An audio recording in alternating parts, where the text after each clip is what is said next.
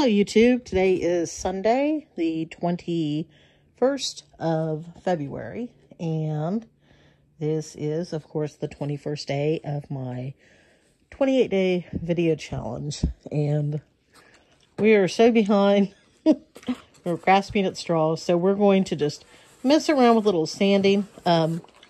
These are tins that I buy clove gum in. They pad the bottom with cardboard, and then there's 10 sticks or 10 packs to a box. And these are for sale every Christmas. These are really great for sewing gifts. And this little part here is raised. So one of the things I want to do is I want to see if I can sand this off. And I'm just testing out some different sanding sponges to see if any of this will work or not. It looks like I can get the corner okay, but I may have to get some real sandpaper. These sponges may not be up to the task. There's not really much going on here. So let me cut and get some real stuff. I'll be right back. Okay, this is take two. Let's see if real actual sandpaper will work. This is, what is this? 60 grit. This is all 60, I think. Yeah. So we'll just get some older pieces here. See what we can do. Slightly used. I like to fold it. It gives me a little more grip strength. Oh, that's scratching it up all chunky. I really didn't want that rough a surface because I'll have to smooth that out later, but oh, look at that. So they did the darker color beneath. Oh, no, that's metal. That is shiny metal, so.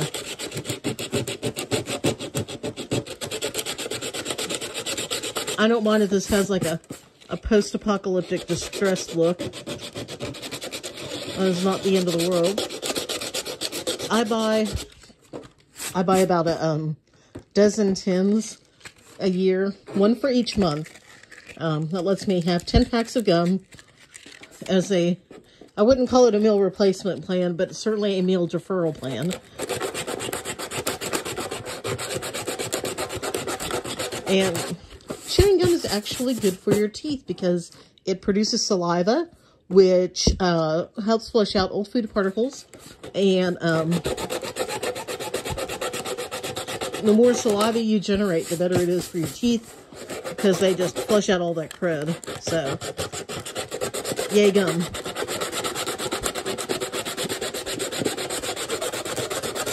So basically my goal is just to get this. And I'm going to try to go straight. I really hate it that I did that other direction. Let me see if I can find some finer grit, because right now I'm just focusing on this section. And if I get a little wear and age. Whoa, shoot, sorry about that.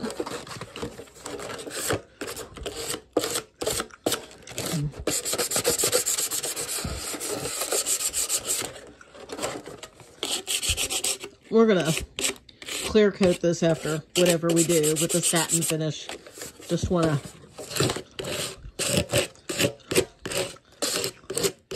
rough up the corners.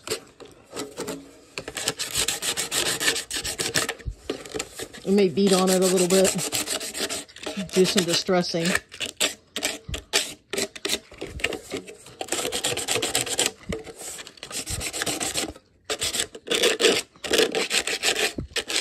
Imagine it's rubbed up against stuff.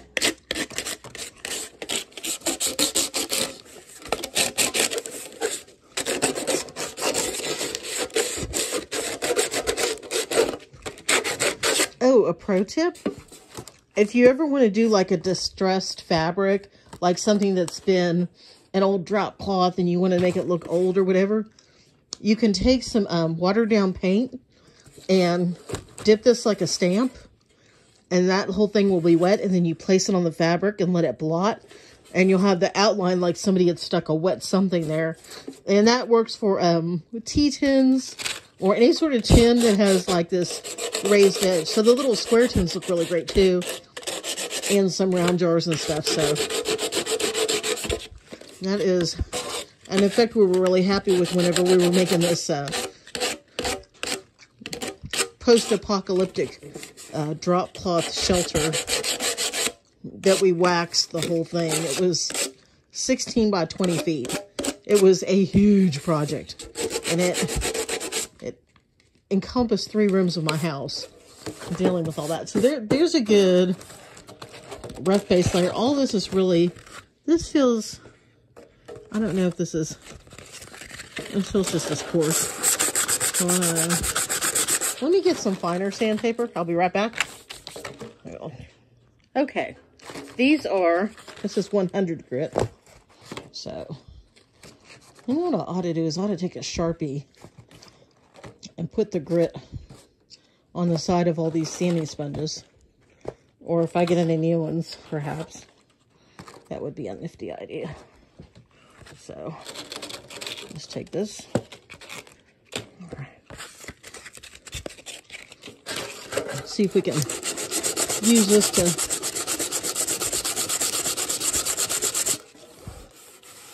what I want to use this as a label, and I'm either going to paint this brown or something, white letters, but I'll put something there, or not, or just a label. I'm not sure what I want to do yet, but this is like a perfect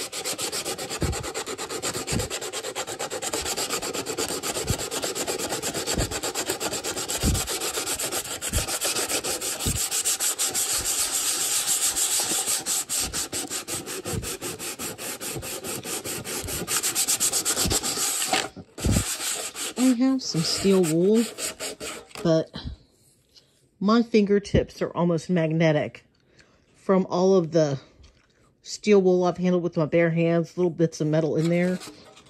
That's why when I hold any sort of metal tool, after a while my fingers go numb. And I really think it's because there might be a bit of magnetization going on there. And this edge is coming out really well. I'll have to do a really fine tool to get in there.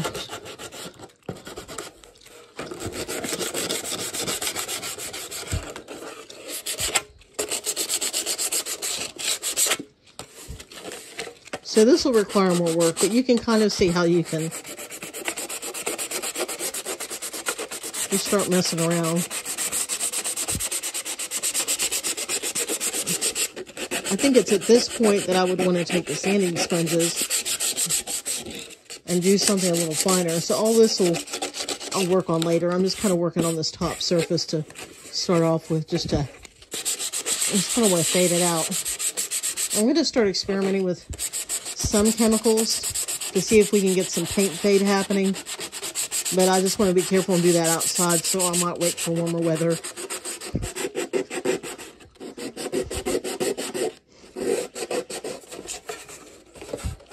I'm already going to have to clean all this little bit of stuff up. So, let's see. This feels too big and dense. I want something squishier. That might be a little bit better. Let's see. I also have a Dremel tool that I can mess with, but I just really want to... I just want to smooth this out a bit. I want it to feel worn. I could oil this, and I might do that. I might oil the surface so you can see what it would look like with that done. I might hit it with some thinned out black paint, just to kind of add a patina over it. I might rust it out a little bit on the outside. I need to see what options I have. Or do some faux rusting, if I don't want to have to worry about the real thing. See now, because we didn't hit that before, it's not... All it's going to do is knock a little bit of the shine off, so... I think I would have to take a teeny piece, maybe, and... to be able to do a proper...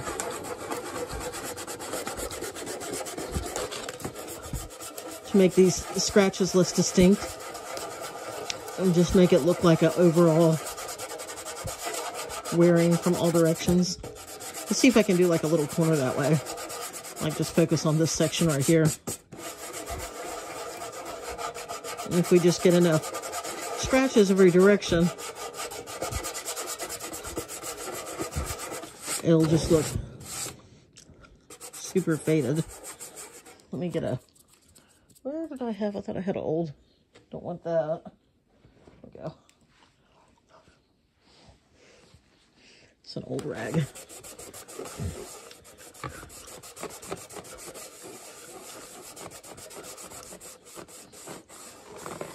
So you can kind of see it. I think it's going to take a lot more work. I think this looks too artificial still. So I would want to take it down to where it was almost just kind of a, I mean, I've got 10 of these, so I can do varying levels of wear, but I'd want to take it down to where I could barely make out that there's some sort of figure there, and I'm not quite sure what they're wearing, and just kind of take it in that direction, you know, like we're not sure if this is a baby seal or a football here. That's kind of the level of wear I want to take down. And I don't want to get all these major scratches out, or get them down to where they look like something different.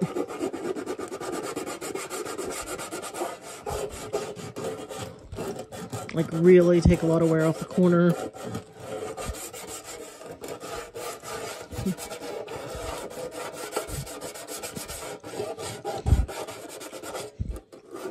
I'm going to have to take anything down that's close to new looking. Like none of this should look... You know what I need to do? I'm going to put this on pause and I'm going to try to see if I can't find the most ancient tin I own. It's truly antique looking and faded. And that's kind of my inspiration, but I don't know. Hang on, I'll be right back. Okay, we're back. So I had to take a deep dive into the parlor where all old things are stored, and this is the oldest tin that I have, and I don't know, it looks kind of 1930s to me. I really have no clue. I need to do more research, but I love the age on this. I love how faded this is. There's all these little rust spots and random scratches. It's not like what I did here, but there are things I need to do to take this down, but I just wanted to roughly do that really quick because of the label thing. But this has got, it's mostly worn on the edge. All these little spots. It's got a few random dents in it. So we're going to do stuff like that to this one as an experiment. Just practicing aging something. There's a nice little dent there. A couple dents there. The side is all old and cruddy looking. I've washed this before, so this is not dirty per se. This is a label from the antique shop, I guess. I can't remember if this was my partner's. And when she closed out, she just gave me all of her old stock and called it a day. There. So it actually, gross. No, how hair got in there. I don't know what that's from. Ew. We're going to clean this out again. But this actually looks fairly new, so somebody could have faked this. I mean, this looks way too new for government work, so just, it doesn't look like older tins I've seen. So this could just be vintagey looking and somebody did a good number on it. But doesn't it look awesome? I mean, if you like old patinas or post-apocalyptic distressing, I think this is lovely. So I think this is going to be my post-apocalyptic thread box, my sewing box. And I'm going to have to put together some salvaged old sewing tools or little craft supplies in here and keep it on hand. I think that would be appropriate. So, but that's kind of what I'm working on here is I just want to take some stuff and knock off some layers a little bit. And, you know, this would be something from the 50s, maybe the 40s or 50s. To have that, because this is an old-timey company, and just kind of adding a layer of authenticity. So I have like 10 of these, so I can play with some of them and maybe sell or give away a couple. We'll see. But yeah, it doesn't take much to, you know, knock in an edge. So, and then that's all pretty, so we'll have to put some sort of chemical on it to, you know. I think I'm going to try vinegar and a couple other things. Not at the same time. Be careful about mixing your chemicals, folks. But yeah, so I'll work on this some more. So that's basically, that's something, I had to film something. This has been staring at my face for like a week or two, so taking a quick 10 minutes just to knock it out and play around can get me started. And now I'll just clean all this up, bag it all up, and then I'll stare at this for a while, and I'll probably pick it back up later. You know, like when I'm watching some TV series or something. So anyway, thanks for watching, and like and subscribe if you would like to see more footage like this. Thanks a lot. Bye-bye.